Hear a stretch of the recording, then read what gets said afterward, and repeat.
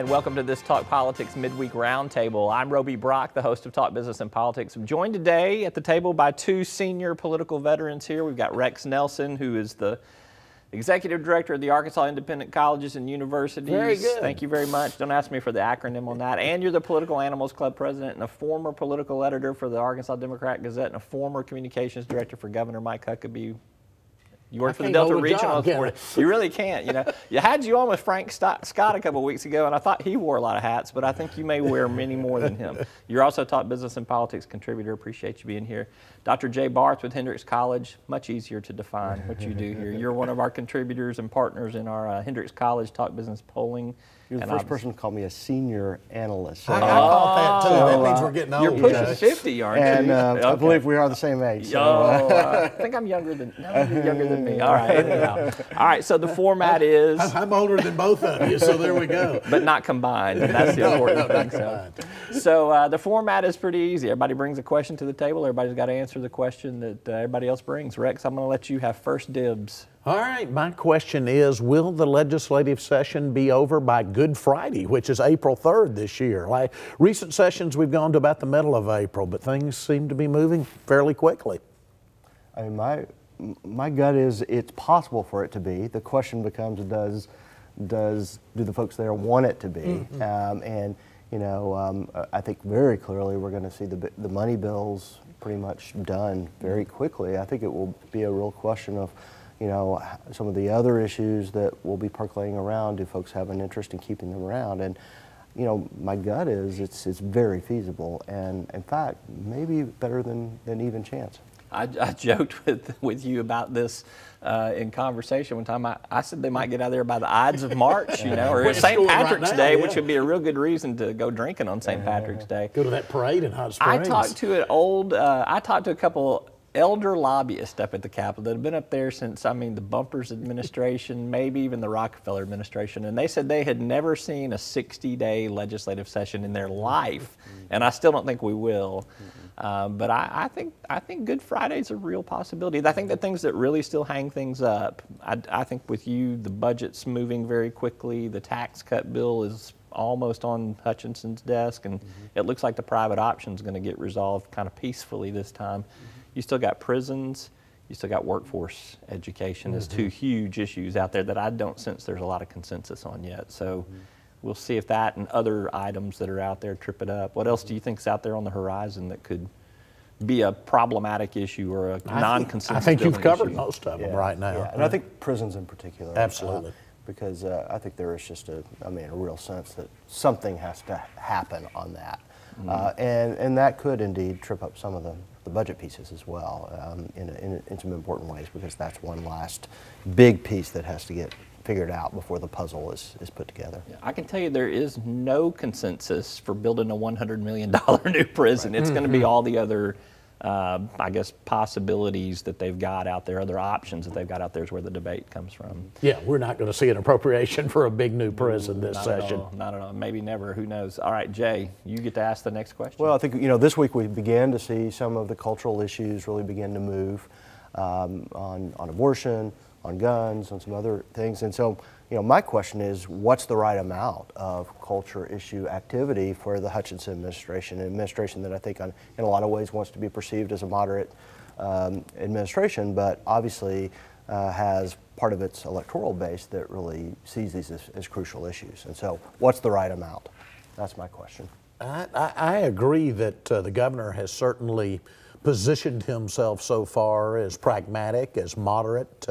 We've seen that on the private option. We've seen that on other things. So he's not going to jump in whole hog and make social issues a big thing on his agenda. By the same token, he has to give his base a little bit of leeway to run with some of these. So it is a very interesting balancing act for a Republican governor.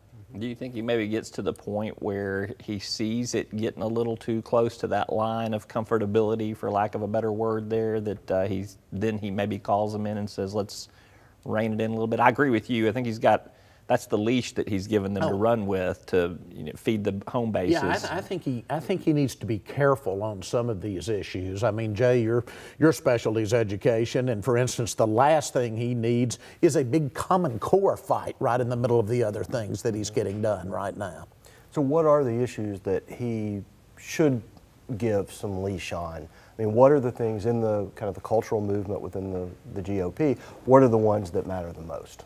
Well, I think pro-life, abortion issues are definitely one. I mean, he's solid on that issue, and I think he'll give a leash on that. It seems to be that he's given a lot of leeway, too, on the gun issue here. I mean, I think this week's been dominated, quite frankly, in the political sphere, particularly through Twitter and social media, on Charlie Collins' Guns on College Campuses bill, which, I mean, I'm hearing it from all sides on that one. But so I think guns is another one. I mean, there's a stand your ground. The schools that I represent are exempted from that. This would be state institutions. And there's a stand your ground bill that's been filed, and I think it'll at least get a hearing and some conversation. It was obviously a campaign issue this last cycle, from wherever that dark money came from to bring it up as an issue in the AG's race. But so I think those are two in particular. Do you see anything else out there? Well, I mean, we saw the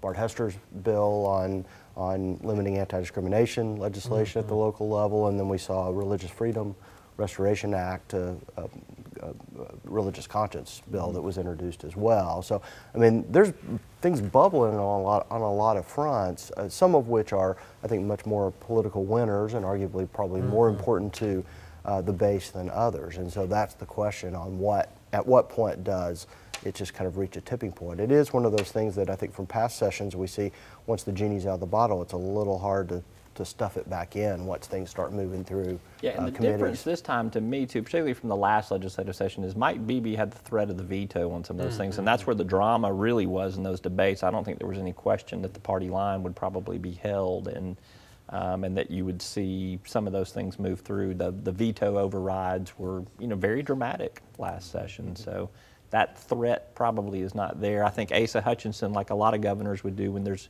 problematic legislation, you go fix it before it gets to your desk. Well, and the other thing you can do, which we've all seen so much through the years, is you can let them file it, you can let them go back and tell the folks back home, I worked hard on this, and then you can very quietly work with the committee chairman and make sure it dies on the calendar when the session does come to an end. Or parks in a special committee somewhere. That's right. That's the right. interim Study. there you go. Interim study. The graveyard of legislation. All right, my question is, I've talked to some Democrats up at the Capitol this week, very large concerns about pre-K funding. There was really no new money, significant new money in the budget from that Asa Hutchinson proposed.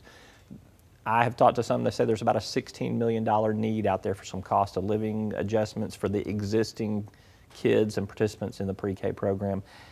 Is that a fight that the Democrats might have a political winner on? Is that something they should definitely try to champion and try to get this additional money, or should they find some other area to target their political sites? I mean, I think it's a clear political winner. I mean, and the polling on it is pretty through the roof. And it's an issue that obviously fires up the base, which cares deeply about education issues, but also has some reach to kind of business conservatives who are more Republican, because, those folks who really look at things from a cost-benefit analysis, the cost of these programs tends to be really low. The payoff in a variety of ways is really high. And so I think it is a winner issue. And it's good for the party to be associated with. It's a little complicated at the moment because there is some new federal money that has come in. That has to go for new programming, though. And so what's really needed is some additional bump for some existing programs that have not gotten additional funding for 8 years. Funding, that grant money that you're talking about, which is $60 million over 4 years, it'll serve about 2,200 new students and about 1,600 existing students in pre-K. Finding a way to fund pre-K, of course, was the cornerstone of the education plank of the losing gubernatorial campaign of Mike Ross. Asa Hutchinson tended to focus on computer training in the schools, which we've seen bills filed for now. But I do agree with Jay that among the business Republicans, if you will, there would be support I think, for doing something additionally from pre-K. In the face of a $100 million tax cut, though, where do you find the money to do that? Well, I think that this too, I mean, look, legislators actually set the budget. I mean, as much as the governor gives that direction, at the end of the day, the legislature votes on it. Legislators get to set some of the priorities, obviously in conjunction, cooperation with the governor. This may be a bargaining chip that Asa Hutchinson trades some money for some pre-K funding for something else, maybe related to prisons or workforce. Possibly. Education. And the governor has already held K through 12 and higher education harmless. There weren't any cuts there in his budget that he presented, which was, in this atmosphere, encouraging to those of us who work in education. Well, and it's, you know, Arkansas's pre-K program is one that it's been one of the kind of the stars of educational reform in the last generation in Arkansas, but some of that star is starting to come off as, you know, as the absence of increases shows itself. I think it's so since 2008 since there's been any kind of increase. And so it's a good program, but it's now a pretty significantly underfunded program compared to other states. All right, we got good and wonky today. That was fun, guys. Thank you very much. Dr. J. Barth, Rex Nelson, thank you for being at our midweek political roundtable. Thanks, Rob. All right. You can keep up with the latest business and political news at talkbusiness.net as well as katv.com, including all these legislative issues that we've been discussing and much more. And be sure to tune in on Sunday morning at 9 a.m. for Talk Business and Politics with me right here on Channel 7. Thanks.